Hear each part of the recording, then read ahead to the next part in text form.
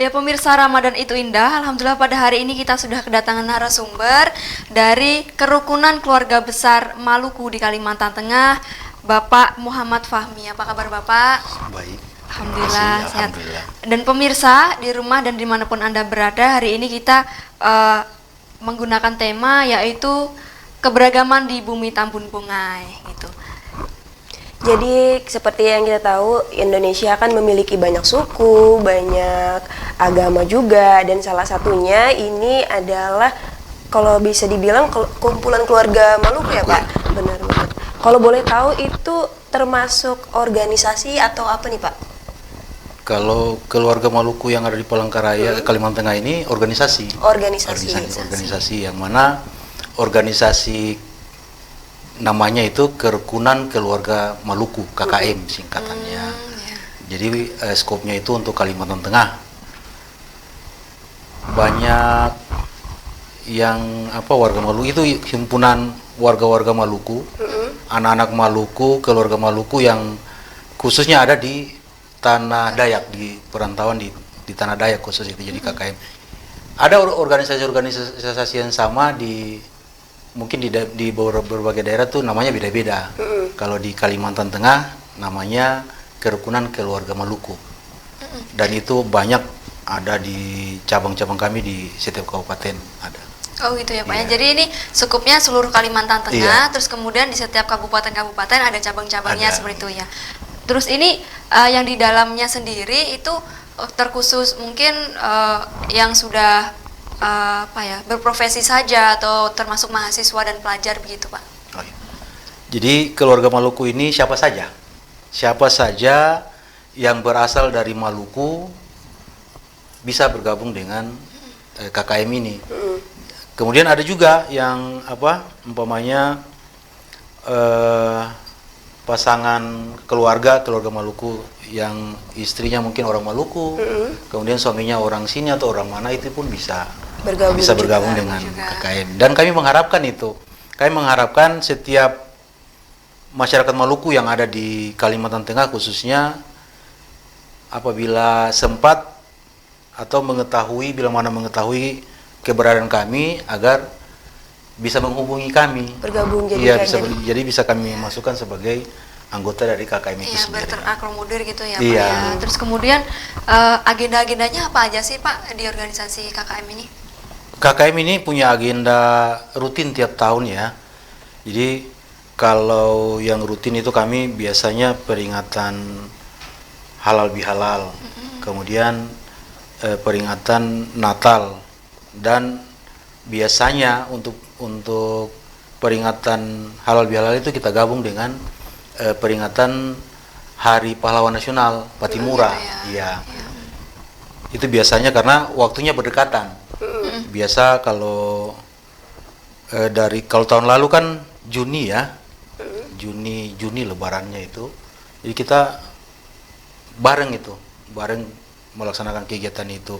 Nah, mungkin bisa saya jelaskan juga bahwa jadi biasanya kalau setiap tahunnya dalam melaksanakan kegiatan Ramadan, khususnya dalam bulan Ramadan, itu biasa kami karena dibarengi dengan kegiatan peringatan Hari Patimura, biasa kami ada upacara peringatan di Sanaman Lampang ya, tempe. Kemudian ada pembagian tali kasih.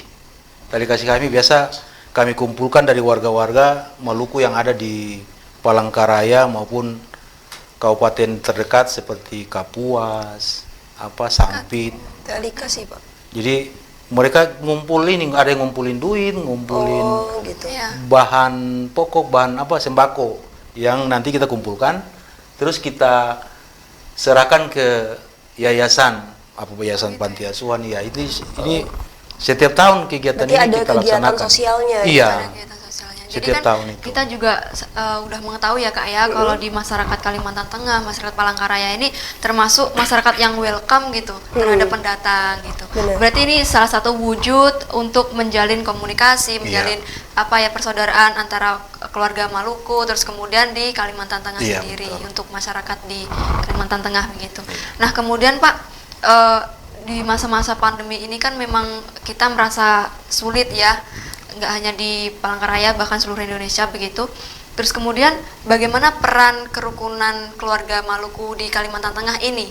Perannya bagaimana terhadap warga Maluku yang ada di Kalimantan Tengah? Oh iya, baik.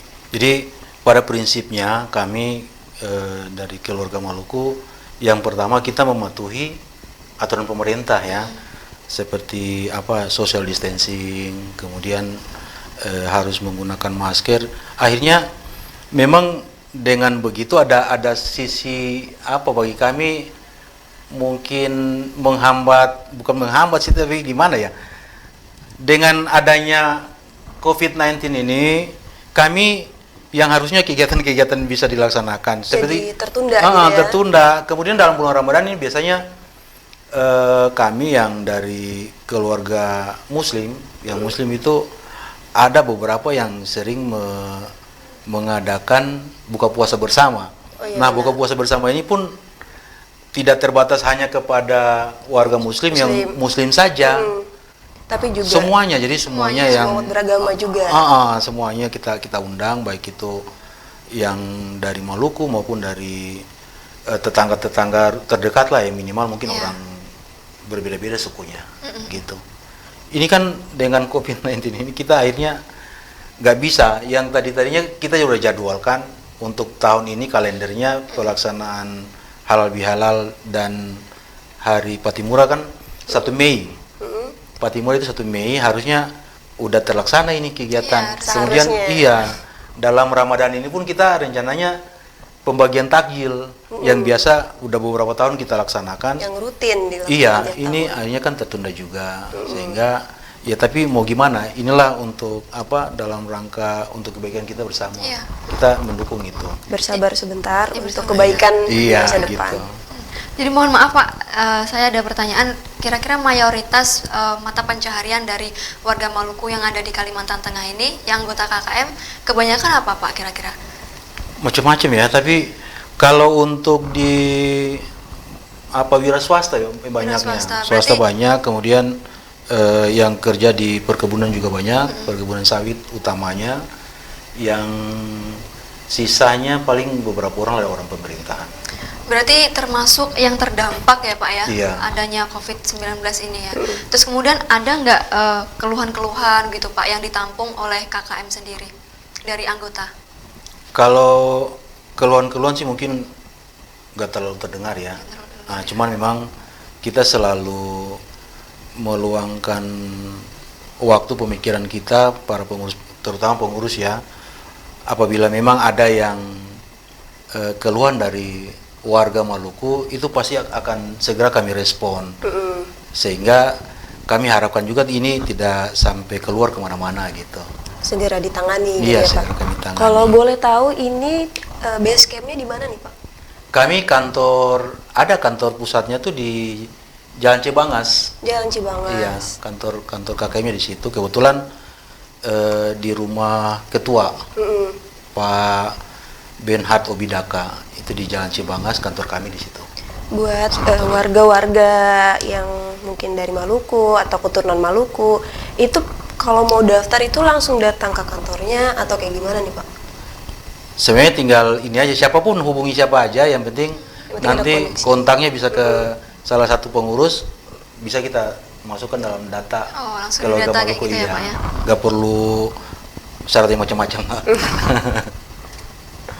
Ya, terus kemudian ini Pak, kan Bapak sudah berapa tahun di Kalimantan Tengah, Bapak sendiri? Kalau saya sendiri udah hampir 23 tahun ini. 23 tahun Iya. ya? Wow, sekali. Terus terbentuknya KKM ini Pak, udah berapa tahun berjalannya? KKM ini terbentuk sudah lama ya, udah lama. Waktu itu sejak tahun sekitar, saya bergabung dengan KKM itu 98, 99. Wow. Iya. Baru lahir.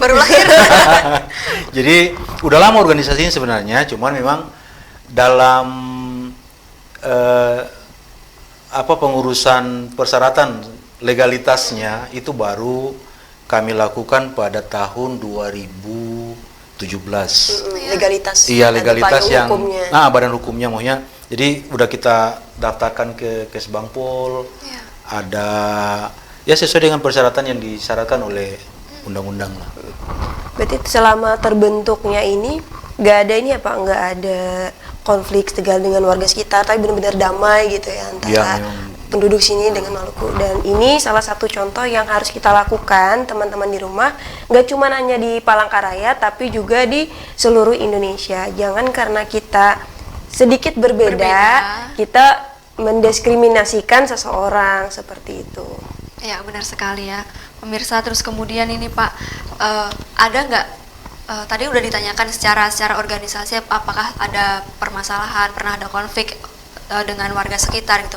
Nah, kalau untuk anggotanya sendiri gitu Pak, pernah nggak ada konflik dengan masyarakat asli Kalimantan? Kalau konflik ya pasti mungkin ada ya. Setiap suku mesti mungkin pasti ada konflik yang mana bersinggungan dengan masyarakat dari suku lain. Tapi insya Allah dan alhamdulillah setiap ada masalah itu kami selesaikan segera. Jadi nggak berlarut-larut sehingga tidak menjadi besar gitu. Mungkin masalahnya pun mungkin karena salah paham Ya, atau paham, beda adat istiadat, miskomunikasi. benar gitu. sekali. Itu biasa terjadi lah, tapi ya bisa kita selesaikan secepatnya. Kalau masalah kayak gitu sih Pak, nggak mesti kita beda suku, kita yang sama aja kadang-kadang Iya, gitu. ada Ada misunderstanding, dikira marah padahal enggak gitu kan. Terus kemudian Pak, apakah sudah ada himbauan untuk anggota KKM sendiri terkait COVID-19 ini, bagaimana ajakan dari pengurus begitu? Kalau dari pengurus tadi seperti yang saya sampaikan, kita kan ada di dalam, walaupun kita secara fisik nggak ketemu, tapi kita punya media-media yang lain yang mana ya semua kegiatan kita batasi. Kemudian kita anjurkan juga kalau memang ada hal-hal yang perlu disampaikan, ya sampaikan saja dalam grup WhatsApp itu. Kita kan punya itu juga. Jadi seluruh warga Maluku ada di situ, sehingga apapun masalah yang ingin disampaikan atau hal apa saja yang ingin disampaikan bisa disampaikan ke situ.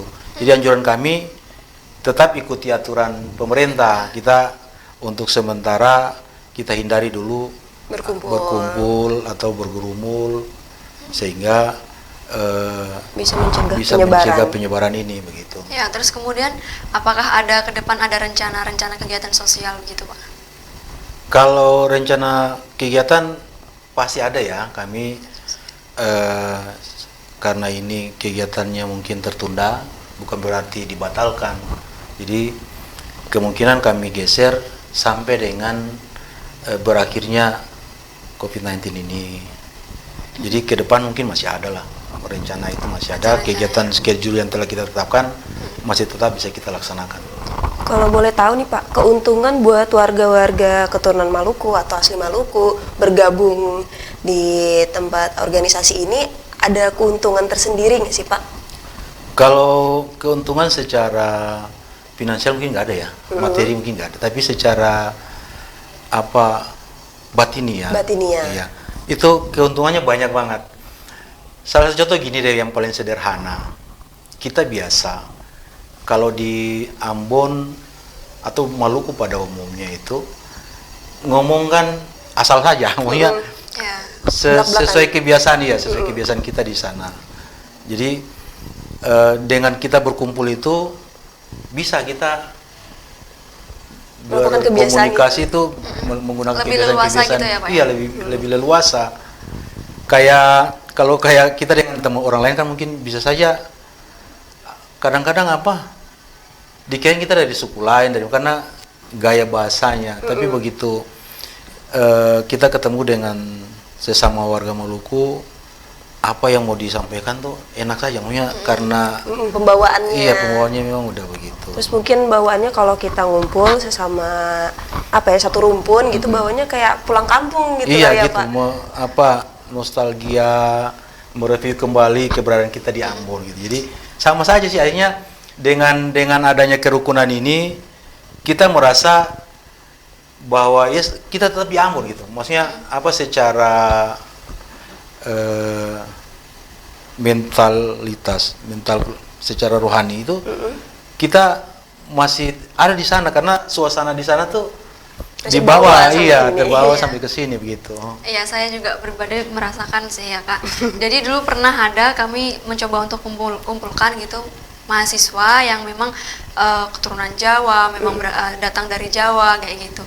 Terus kemudian ya kita ngomong sekasar-kasarnya tuh apa ya, yang sebenarnya itu nggak kasar gitu kan. Mungkin kalau terdengar dari orang lain kasar gitu, tapi kalau kita dengan sama-sama orang Jawa gitu kan, oh ya itu biasa aja, dan ini kita merasa kayak pulang gitu. Kayak pulang. Iya. Bahasanya juga kayak mungkin kalau di sini gimana caranya kita bahasa Indonesia biar orang paham gitu Iya. kan. Kalau ketemu sama serumpun pakai bahasa daerah aja gitu Iya, kan, gitu, lebih enak. Tapi memang nggak bisa dipungkiri ya, di Kalimantan Tengah, di Palangkaraya ini teman-teman begitu apa ya, welcome gitu loh. Nggak yang ih kamu orang Jawa udahlah nggak usah sama kita. Kayak Udah nggak biasanya- zaman kayak gitu. Iya, udah nggak zaman. Memang orang sini welcome sih Welcome, terhadap welcome. pendatang gitu ya Pak ya. Sangat welcome orang Kalteng, sangat welcome. Termasuk keluarga saya kan pendatang kan hitungannya dari Jawa juga gitu. Walaupun lumayan besarnya di sini gitu kan. Tapi ngelihat kayak sama kan kita sama-sama Jawa nih. Juga sama kayak Bapak ada apa perkumpulan. Kalau kita kan namanya perkumpulan sedulur gitu kan. Kalau wong Jawa. Kalau perkumpulan bahasa Malukunya apa, Pak? Ya perkumpulan. Sama perkumpulan. kirain ada gitu kan Nggak ada. bahasanya. Biasanya kalau namanya paguyuban. Nah, gitu kan ada istilahnya gitu. Iya. Jadi juga kita di kantor, misalnya di kantor aja di skup kecil gini, kita juga dari berbagai wilayah yang datang, gitu kan. Kameramen kita gitu dari mana sih Kak? Kameramen kita Kak? Nggak tahu, Bang Jun dari mana ya, Bang? Iya, dari terus- dari tadi. Terus kemudian ada yang dari Banjarmasin, Kalimantan Selatan, terus dari Jawa juga banyak. Terus malah kebanyakan apa namanya? Yang dari Jawa kebanyakan Kak, dari Yogyakarta gitu. Orang Jawa itu kayaknya di seluruh Indonesia ada deh. Di mana-mana. Di mana-mana ya, di Maluku juga pasti Ada, ada. pasti ya. ada. Nah, tapi kalau yang Maluku ini yang cukup sedikit saya dengar nih, Pak. Misalnya kayak saya di satu wilayah, oh saya asli Maluku kayak gitu jarang. Enggak. Sekarang udah banyak kok ke seluruh Indonesia. Banyak. Udah banyak ya. Iya. Mungkin aku aja yang belum ketemu kali ya. Kalau Kurang jauh mainnya. Oh, kalau orang Maluku di mana-mana ada juga. Di mana-mana. Mana-mana. Di mana-mana lah orang Maluku. Di hampir semua provinsi pasti ada orang Maluku. Nah, kita tahunya itu kami di pusat. Di pusat itu ada organisasi. Sama organisasi yang menaungi seluruh anak Maluku yang ada di perantauan. Gitu. Iya, di kantor apa? Pimpinan pusatnya di Jakarta. Setiap daerah pun ada itu. Setiap daerah ada juga ya Pak Setiap ya? daerah ada Dan itu di namanya. pusatnya juga ada. Di pusat ada Maluku Satu Rasa. Jadi kalau semboyannya tuh Maluku Satu Rasa, Salam Sarani. Maksudnya Islam dan Sarani. Orang apa? Islam dengan non Islam. Oh gitu. Iya, itu perkumpulan itu namanya. Jadi memang kalau di Ambon menyebut orang Kristen itu Nasrani kan? Iya, iya. Nasrani ya, orang Ambon ambil yang lebih praktis saja Sarani gitu. gitu ya Pak ya. Tapi sebenarnya itu tidak mengurangi, hormat kita terhadap saudara-saudara Nasrani gitu. Terus kemudian Pak, ini kan untuk KKM ini kan untuk semuanya, maksudnya mahasiswa masuk, terus yang profesi juga masuk, pelajar masuk itu kan. Nah di tingkat mahasiswa sendiri, apakah ada perkumpulannya sendiri Pak? Kalau di tingkat mahasiswa sih mungkin belum ada perkumpulan khusus ya, karena anak-anak Maluku yang kuliah di sini pun mungkin nggak terlalu banyak, gitu. Tapi di KKM sendiri itu ada satu bidang kepemudaan. Nah, ini yang membawahi anak-anak itu ya muda. mungkin Iya, ya Pak ya. gitu. Untuk kalau udah kepemudaan nih pasti menjurus ke mahasiswa nih. Iya, Nggak betul. jauh-jauh. Kalau udah pemuda ya mahasiswa masuk, terus Iya. pelajar masuk juga. gitu. Soalnya kalau perkumpulan mahasiswa itu kan gak jauh-jauh pasti nanti dibentuk namanya asrama gitu kan. Iya. Kalau di Unpar kan ada asrama dari Papua juga. Iya, dari Papua ada. Mm-mm. Terus kalau saya waktu itu di Malang kan ada organisasi daerah Orda gitu ya, Orda Kalimantan kayak gitu. Berarti kalau Maluku di sini mungkin orangnya malah lebih banyak ini ya Pak yang udah berkeluarga atau berprofesi gitu ya. Mungkin nanti kalau mahasiswa Maluku banyak di sini ada juga nggak apa ya? Nggak menutup kemungkinan. Nggak menutup kemungkinan bakal ngebentuk asrama Maluku kayak gitu. Nah kemudian ini kakak deh cerita gimana sih kalau di Jawa sendiri mahasiswa di sana perkumpulannya, mungkin bisa jadi gambaran. Kalau dari kemarin kita pernah bikin di Malang nih kan, Palangkaraya tuh bukan saya mengatain ya, cuman kita sedikit tertinggal gitu. Soalnya di Sampit itu punya asrama Sampit gitu. Sampit ya? Sampit. Sedangkan Palangka belum punya. Belum ada. Nah kemarin itu waktu masih Pak Agustin Teras Narang, itu surat keputusannya udah turun nih, kita diizinkan untuk membuat asrama. Namun dari pihak pengurus mungkin sedikit ada urusan yang jadinya lupa gitu kan. Jadi kok belum dibuat, akhirnya surat itu ditarik kembali dan sekarang teman-teman lagi berjuang untuk dapat surat itu lagi. Jadi mungkin bisa untuk jadi pembelajaran gitu ya buat teman-teman dari organisasi daerah lain. Ketika kita udah dikasih wewenang dari pemerintah, kita bakal kan kalau dari surat itu nanti nggak menutup kemungkinan kita dapat bantuan, dapat dana gitu kan, yang mana itu pasti menguntungkan khususnya mahasiswa. Misalnya kayak Tiwi nih baru datang ke Palangka nggak kenal siapa-siapa, tapi misalnya ada perkumpulan, kita ngerasa dirangkul kayak gitu. Nah ini kenapa saya tadi tanya kan Kak, jadi komunitas mahasiswa sendiri Pak ya, yang notabene orang Jawa itu tuh belum ada di Palangkaraya, belum ada. Waktu itu sempat masih mau bikin, tapi akhirnya gagal lagi. Kita sibuk dengan urusan masing-masing kayak gitu. Oh jadi kalau di Jawa itu per kabupaten gitu ya, nggak yang Kalimantan Tengah gitu nggak ya? Mungkin kalau kita sepakat untuk bikin Kalimantan Tengah mungkin bisa. Cuman yang dari daerah mungkin lebih kompak gitu kan. Kita daerah banyak nih, kita bikin sendiri yuk gitu. Jadi Dewi mumpung kan di Palangkaraya belum ada ini Wi. Nah, promosi Wi. Buat teman-teman mahasiswa keturunan Jawa, yuk bikin gitu. Nah, ini nanti kalau misalkan banyak dari pemuda-pemuda Maluku ya Pak ya yang datang ke Palangkaraya untuk berkuliah gitu, sudah enak soalnya udah ada KKM gitu kan, untuk yang setidaknya untuk diskusi, komunikasi bagaimana untuk kegiatan, untuk lain sebagainya gitu ya Pak. Apalagi mungkin kayak Bapak nih ya, jadi kalau kita misalnya saya orang Maluku nih, terus datang ke Palangkaraya ada KKM, saya ngerasa malah jadi kayak anak mereka. Jadi enak kan, biasanya nanti dikasih nasihat gitu kan Pak, kamu kayak gini, apalagi Bapak di sini udah 23 tahun udah tahu asam manis pahit kehidupan di Palangkaraya gitu. Kalau boleh tahu dulu pertama kali ke Palangkaraya Bapak merantau juga atau bagaimana Pak, atau ikut tes? Oh, saya waktu pertama kali ke Palangkaraya itu karena memang ikut tes CPNS dulu di pusat. Kami waktu itu pengadaannya dari pusat di Departemen Transmigrasi dan PPH. Kemudian ikut seleksi lulus, penempatannya di sini. Oh, ditempatkan? Iya, ditempatkannya di sini. Jadi memang waktu itu kami se-Indonesia direkrut dari seluruh Indonesia, satu daerah itu ada bermacam-macam. Kita tesnya di rayon masing-masing. Ada rayon Jawa, Sumatera. Kalau Maluku sendiri, rayonnya Papua. Kemudian yang ditempatkan di sini dari 64 orang itu ada 31 orang. 31 orang yang dari seluruh Indonesia itu. Ya dari Maluku 5 orang saja. Oh, 5 orang saja dari Maluku ya Pak ya. Jadi yang ditempatkan sini banyak, tapi dari berbagai daerah di Indonesia. Waktu itu yang nggak ada cuma dari Timur Timur yang nggak ada. Tapi di lain itu semuanya ada. Dari 27 cuma Timur saja, 26 provinsi. Ada semua di sini. Itu ternyata alasan Bapak udah di sini ya. Palangkaraya.